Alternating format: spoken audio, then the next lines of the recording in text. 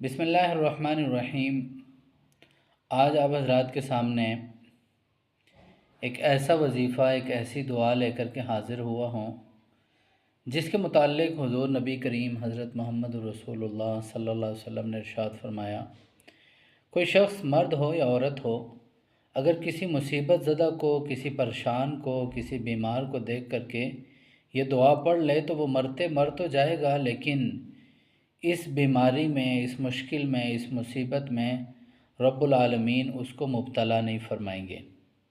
وہ دعا کیا ہے؟ بڑی مختصر سی دعا ہے، وہ ہمیں خود بھی سیکھنی چاہیے، اپنے بچوں کو بھی سکھانی چاہیے، اپنے دوست احباب میں، بہن بھائیوں کو بھی اس کی تلقین کرنی چاہیے۔ دعا کیا ہے؟